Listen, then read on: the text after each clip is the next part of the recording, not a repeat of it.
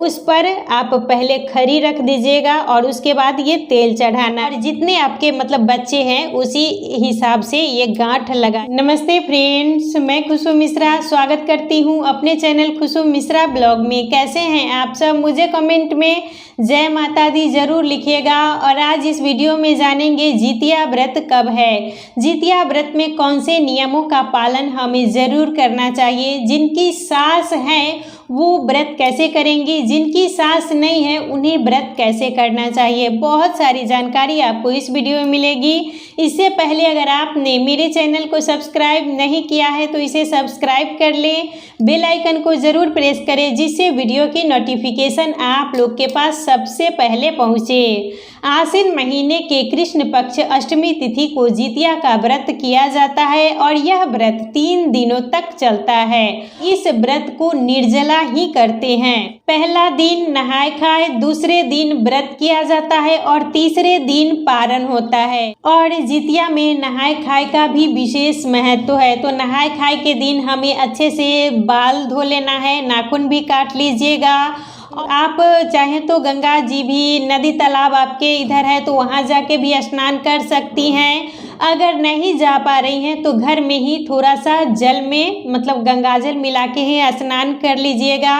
और जब आधा स्नान हो जाए तो तेल खड़ी चढ़ाने का नियम है। जिनकी सास है वो तेल खड़ी चूल्हो सियारो और जितवाहन भगवान को चढ़ाएंगी, लेकिन जिनकी सास नहीं है वो तेल खड़ी चूल्हो सियारों को, जितवाहन भगवान को और अपने पितरों के लिए चढ़ाती हैं। तो जब आप आधा स्नान कर लीजिएगा, भीगे हुए वस्त्र में ही हमें एक थाली ले लेना है। थाली पर आप झिगुनी के पत्ते पर तेल और खरी चढ़ाइएगा। जब आधा स्नान कर लीजिएगा, भीगे कपड़े में ही चढ़ाना है। आने के बाद उस तेल खड़ी को हमें अपने बालों में भी थोड़ा सा एक लट भी कम से कम धो लीजिएगा।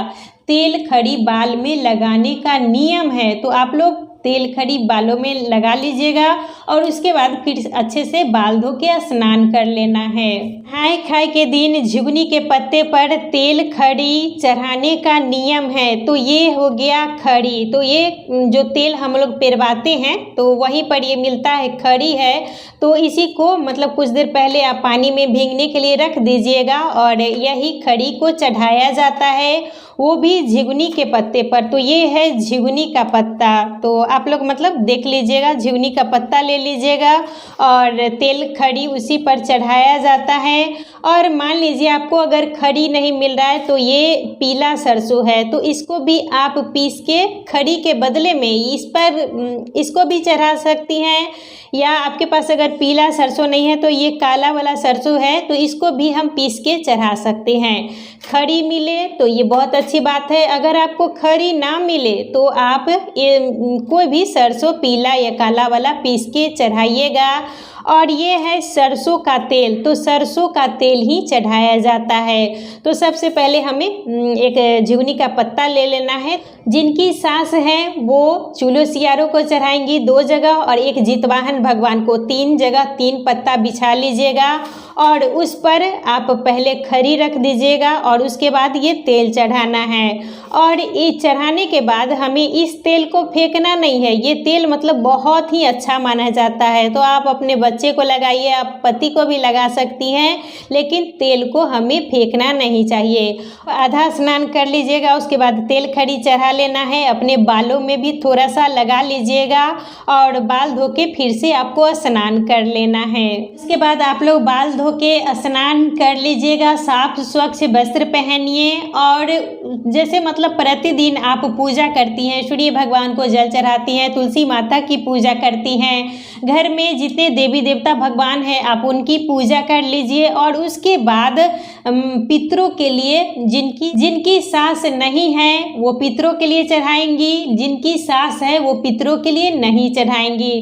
तो स्नान करने के बाद दही चूड़ा चढ़ाया जाता है। हम लोग के इधर नियम है दही चूड़ा ही हम लोग चढ़ाते हैं। और जगह मतलब जलेबी भी चढ़ाया जाता है, पुआ चढ़ाया जाता है, पूरी। लेकिन हम लोग के यहाँ स्नान करने के बाद पूजा करना है। पूजा करने के बाद जिनकी सास है वो 3 जगह चढ़ाएंगी, एक जितवाहन भगवान के लिए, चूल्हों और सियारों के लिए 3 जगह। लेकिन जिनकी सास नहीं है वो एक जितवाहन भगवान के लिए, चूल्हों सियारों के लिए और अपने पितरों के लिए दही चूड़ा चढ़ाएंगी। तो आप लोग झिगुनी के पत्ते पर ही दही चूड़ा चढ़ाइएगा। तो जो हम चूल्हों सियारों के लिए चढ़ाते हैं वो फेंक दिया जाता है, जो जितवाहन भगवान को चढ़ाते हैं उसे बच्चों को खाने के लिए दे दीजिएगा, और जो हम पितृ के लिए चढ़ाते हैं, जिनकी सास नहीं है वो अपने पितरों के लिए चढ़ाती हैं, तो वो आप ब्राह्मण को दे दें, या घर में अगर शादीशुदा आपके घर में बेटी हैं तो उनको भी दे सकती हैं, क्योंकि वो भी ब्राह्मण का ही रूप होती हैं।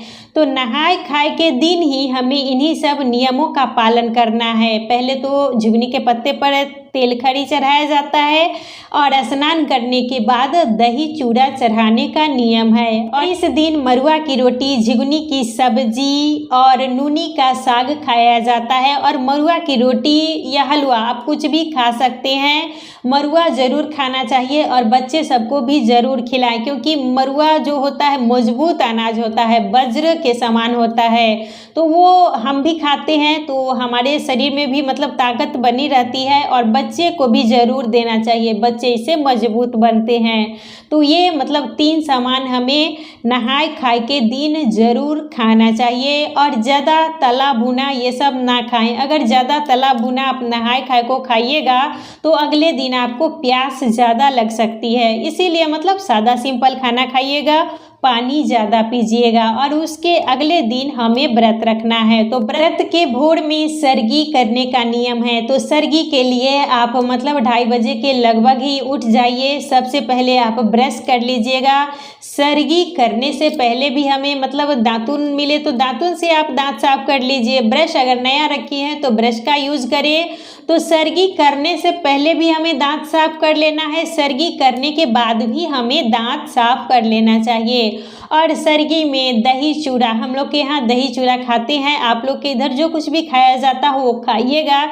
हम लोग के इधर दही चूड़ा मतलब खाते हैं। तो सबसे पहले हमको ब्रश कर लेना है, ब्रश के बाद दही चूड़ा खाना है, और दही चूड़ा खाने के बाद भी हमें अच्छे से ब्रश करके दांत साफ कर लेना है। कहीं से भी हमारे दांत में जूठा नहीं रहना चाहिए, नहीं तो इससे हमारा व्रत खंडित हो जाता है। और हम लोग के इधर ये नियम है, जिनका भाई है, जिन बहन का अगर भाई है वो भी सुबह में ओठगनिया करती हैं, ओठगन करती हैं। ओठगन का मतलब हुआ वो भी दही चूड़ा खाती हैं, जो व्रत करती हैं वो भी खाती हैं। और जिनका भाई है वो भी सुबह में उठकर दही चूड़ा खाती हैं। और पानी मतलब हम लोग के इधर नियम है, दीवार में इस तरह से ओंगठ के सट के दीवार में पानी पिया जाता है।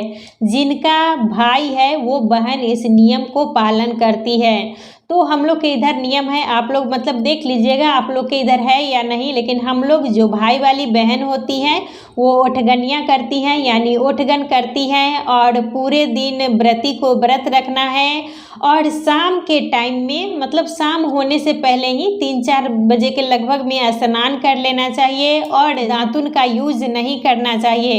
इस व्रत में कोई चीज़ हमसे टूटे ना, इस बात का आप लोग विशेष ध्यान दीजिएगा। तो दातुन का यूज नहीं कीजिएगा, आप मतलब उंगली से ही थोड़ा बहुत अपना दांत साफ कर लीजिएगा और स्नान कर लेना है। जब आपका मतलब स्नान आधा स्नान हो जाए तो भीगे वस्त्र में ही बेलपत्र और फूल चढ़ाया जाता है। थाली ले लीजिएगा, थाली में हमें जल भर लेना है, और उसी में अपने जो जिनकी सास हैं वो चूल्हों सियारों के लिए 2 जगह और एक जितवाहन भगवान के लिए 3 जगह फूल और बेलपत्र चढ़ाएंगी। लेकिन जिनकी सास नहीं है वो अपने सासू माँ के लिए, जितवाहन भगवान के लिए, चूल्हों सियारों के लिए 4 जगह चढ़ाएंगी। और उसके बाद हमें मतलब साफ स्वच्छ वस्त्र पहनना है, लाल पीली ही साड़ी पहनिएगा। और इसमें नया पहनने का कोई नियम नहीं है कि हम नया साड़ी ही पहनेंगे। जो भी आपके घर में मतलब धुला साफ स्वच्छ साड़ी है उसको पहन लीजिएगा। उसके बाद हमें जैसे आप विधिवत भगवान की पूजा करती हैं घर में, सूर्य भगवान को जल चढ़ाइएगा, तुलसी माता की पूजा करिएगा और घर में जितने भी देवी देवता भगवान हैं उनकी पूजा कर लेनी है। और इसके बाद कथा सुनने का नियम है, हमें कथा जरूर सुननी चाहिए। जितिया के व्रत में अगर हम कथा नहीं सुनते हैं तो इससे हमारा व्रत अधूरा रहता है। तो आप लोग कथा जरूर सुनिएगा।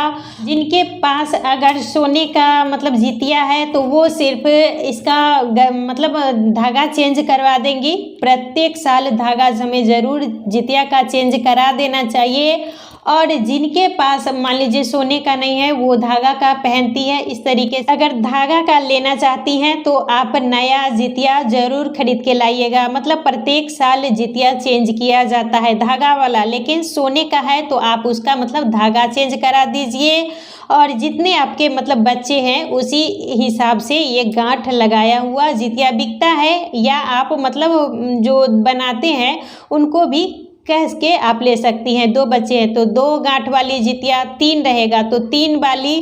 तो इसी तरीके से हमें जितिया ले लेनी है और यही उस दिन कथा सुनने के बाद पहना जाता है। जहाँ पर भी आप कथा सुनती हैं वहाँ पर अपना जो ये जितिया है वहाँ रख दीजिएगा, कथा सुन लीजिएगा और कथा सुनने के बाद हमें अपना जितिया पहन लेना चाहिए। जो धागा का रखी है वो धागा वाला पहन लेगी, जिनके पास सोने का है वो सोने का जितिया कथा सुनने के बाद ही पहनना चाहिए। व्रत के दिन आप काम थोड़ा कम कीजिएगा। अगर आप काम कम कीजिएगा तो आपको प्यास कम लग सकती है। और सब्जी ये सब ना काटे, मतलब जितना हो सके ये सब काटने से बचना चाहिए। और घर में झाड़ू पोछा भी कम उस दिन लगाएं, क्योंकि अगर आप काम कीजिएगा तो आपके हाथ से मतलब जीव कुछ भी नुकसान हो सकता है। और जितिया का व्रत जीव के लिए ही किया जाता है, तो आप मतलब देखिएगा आपसे कोई मतलब जीव मरे ना, इस बात का विशेष ध्यान रखिएगा। और व्रत के दिन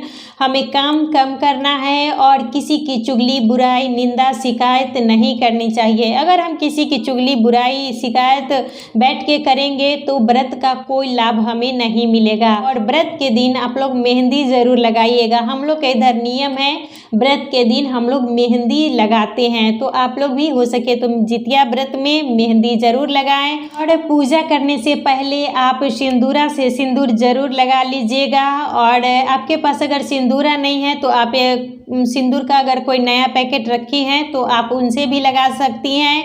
और इस व्रत में नया साड़ी का कोई नियम नहीं है। पहले का जो पहना हुआ साड़ी धुला हुआ है उसको भी हम पहन सकते हैं। जितिया में नया साड़ी का कोई नियम नहीं है। उसके अगले दिन पारण किया जाता है। तो पारण करने से पहले हमें दातुन से दांत साफ करना है। जूठे ब्रश का यूज नहीं करना चाहिए।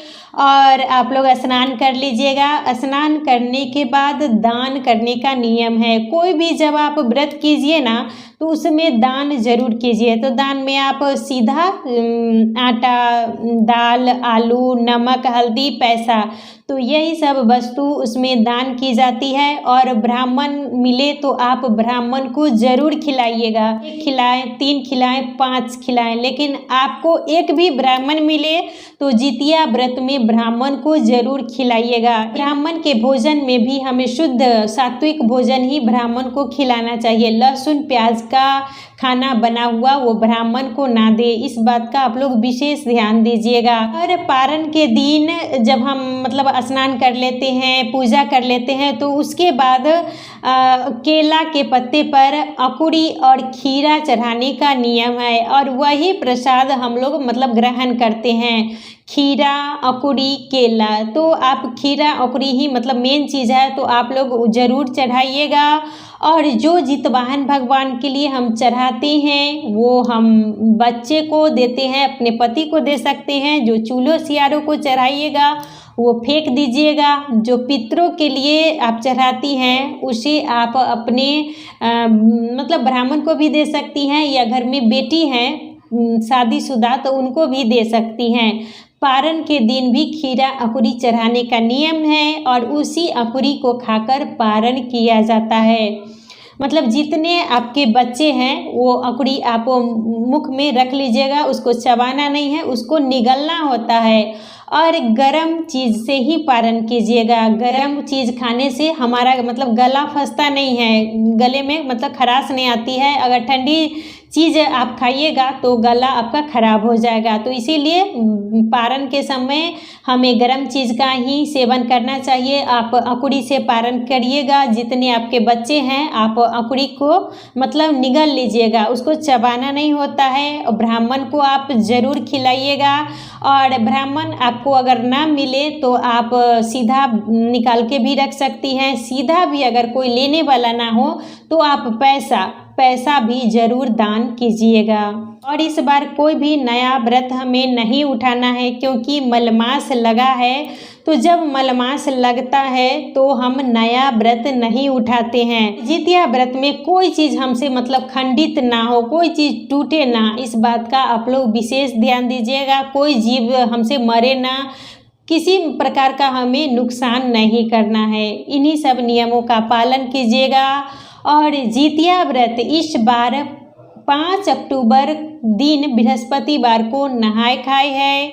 6 अक्टूबर दिन शुक्रवार को हमें व्रत करना है। और 7 अक्टूबर दिन शनिवार को पारण करना है। और हमें इन्हीं सब नियमों का पालन ज़रूर करना चाहिए। तो आज का वीडियो यहीं तक था। फिर मिलूंगी एक नए वीडियो में। वीडियो अच्छा लगे तो इसे लाइक कीजिएगा, मेरे चैनल को सब्सक्राइब कीजिएगा। फिर मिलूंगी एक नए वीडियो में, तब तक के लिए।